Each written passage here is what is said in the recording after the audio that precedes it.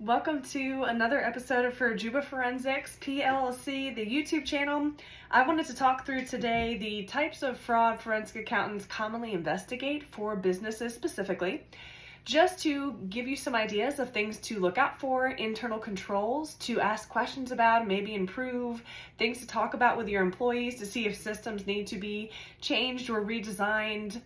So when we're talking about business fraud, there are a couple different ways that employees can take advantage of various systems. One of the biggest ways is theft of assets, and another way is financial statement fraud. So we'll stick with theft of assets first because that is the largest group of ways that businesses lose money from employee fraud. What theft of assets, it sounds very simple. You're thinking physical inventory or cash money. So we'll start with cash first. If a customer walks into your business and hands an employee cash, that is a way cash can go missing. If the employee chooses to pocket some of it instead, if you don't have a good system in place to help prevent that from happening. So a receipt system is very helpful for something like this, but also someone opening the mail. If there's cash coming in from customers in the mail, if there's not a good process in place for that, that also is an area of weakness.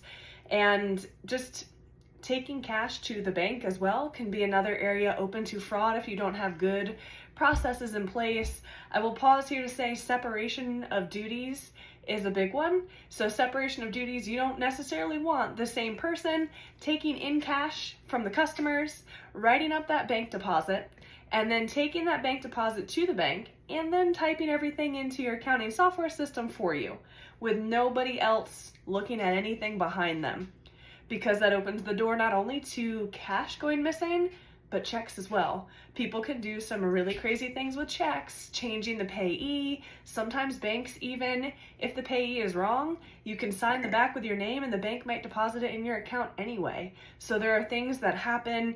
So the more controls, the more people involved in that process is going to make it easier for you to keep your money and harder for employees to take advantage of your system. And I will say with cash, if there is cash involved, that is one of the hardest frauds to track and quantify, because if a client hands your employee $40 and your employee only pockets $20, it would be hard for someone like me, a forensic accountant, to come in on the back end and say, oh, well, I know that customer gave them $40 if there's no any kind of record or receipt system. And even with a receipt system, it still can be really hard to quantify cash that's being stolen compared to if your customer wrote a check. They may have a copy of the check. They may have a copy of canceled checks, something along those lines to prove, hey, I really wrote this to you guys. Why didn't it make it onto my account? Cash is a lot harder to figure that out. So I feel like I beat up cash a little bit there. Another theft of asset, sort of related to cash, there are various schemes, not only just pocketing money, but various schemes related to payroll and also like accounts payable vendor fraud as well. For payroll fraud, what that looks like, could look like a lot of different things. People can get very creative, so I'll just give you a few examples here because you might be wondering, how can someone exploit my payroll software system? That doesn't make sense. So if you're not very familiar, if you have one person in control of everything for payroll, maybe they're the ones that put in new employees, they're the ones that push all the buttons, key everything in for payroll, they're the ones that hit submit on payroll, maybe they're the ones that also pass out checks if you're still doing hard checks to employees as well. So if you, yet again, have one person in control of everything, it makes it easier for them to manipulate your systems, and payroll is not immune to that manipulation. So what people can do and have done in the past, they will set up fake employees, and those fake employees, they will put their own personal bank account information in there. They may make up an address and a social and a name, but it'll be tied to their bank account. And so there are a few ways you can check for that, which can be a whole nother video that I do, but that is one way that payroll can be exploited. But having multiple people involved in the payroll process, someone might catch and start to question, who is this Jane Doe? We don't have a Jane Doe that actually works here. Same thing with payroll. That person can change. I will say this scheme doesn't normally last very long. This one I'm about to talk about, they can change the banking information on real employees.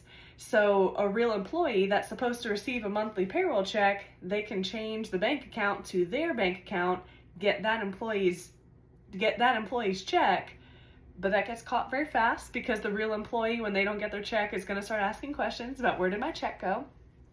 I've also seen schemes that involve some collusion, where maybe the payroll person is overpaying some employees by $500 a month or so, and what they tell the employee is, I'm giving you this, and they come up with some excuse. You take $250 out in cash and hand me the cash, and you keep the extra. So that's another way that can be manipulated as well. So they're not stealing cash directly from the customer necessarily, but what they are stealing is your bottom dollar. They are stealing, essentially at the end of the day, your profit, because your expenses are going to stay your expenses. Revenue's not increasing, so what they're stealing from is your profit at the bottom. The next piece that I briefly mentioned is vendors. So vendors, the schemes yet again can go on all different types of schemes. So I'm just going to give you a few examples. One of the schemes is similar to what we talked about for payroll, setting up fake vendors into your AP, your accounts payable system, and paying those vendors. But those fake vendors, A, are fake, and B, they will have their bank account information associated with that. People go so far as creating fake invoices. They also will create sometimes fake LLC shell companies. So when you go into the Secretary of State to verify if they're real, they look real. But then when you look at who the LLC is registered to in that state, it might be able to trace back to one of your employees who created this fake company. So yes, it costs money to register an LLC, but we're talking $200 or $300 in most states. And if they can get 10 or 15K from you beforehand, it seems like they're winning in their opinion.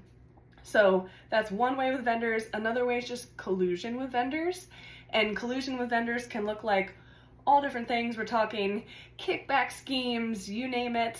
But really, when someone has a really close relationship with a vendor and they work out a deal to either overcharge you for whatever that product or service is, and then they keep the excess and split it amongst themselves. It can look like a lot of different things. So there are a few different ways that it can be manipulated on the vendor side, but yet again, it's affecting your bottom line. It's affecting that profit at the bottom at the end of the day. It's that profit that they're taking from you. So the last type of asset that I'm going to hit on, so this is not an all-inclusive list. There are so many more schemes that are coming out all the time about all the things. And even specific industries can get niched down into what can or cannot happen. But the last big broad stroke way an employee can steal assets from you is inventory. If you have inventory, it is possible for someone to come in and manipulate your system, write off inventory, then pocket that inventory, and they do whatever they want to do with it on the back end, whether that's selling it or whatever it might be. So that is something else to look out for as well. The second big type of fraud that forensic accountants commonly investigate is financial statement fraud. I will say financial statement fraud happens less than theft of assets, significantly less than theft of assets. Financial statement fraud is also more likely to be committed by your higher level employees, those people where their bonuses are tied to revenue numbers, profit numbers, whatever it might be, or not just bonuses, but salary, promotions. If things are tied to that and they have control to manipulate the system in any way, they may manipulate the system on you, unfortunately. So it is less likely to happen. And how does this happen? I won't go into specifics because yet again, it depends on your industry, depends on your software system, what access they do or don't have. But typically you'll see they overstate assets or revenues to make things look better. And they may also understate expenses, and they may understate liabilities as well to really make things look better. They may do both. They may do one or the other. It just depends on what they're trying to manipulate and what they're trying to get it to say. So now, while the financial statement fraud may not necessarily be stealing cash off the top the way stealing actual cash is, But the way they're manipulating the financial statements, you're going to run into a lot of issues, especially if some of their payroll information is tied to those numbers. They are taking cash from you. They are taking profit from you. But if you also have investors and they find out that your financial statements are significantly skewed because of your upper level management, that's going to lead to a whole nother level of issues for you to deal with. So that is some of the types of fraud that forensic accountants commonly investigate, but that is not an all-inclusive list. It really depends on everything. Depends on your business, depends on what it is that you do, how you collect money from customers, what it is that you're selling to customers.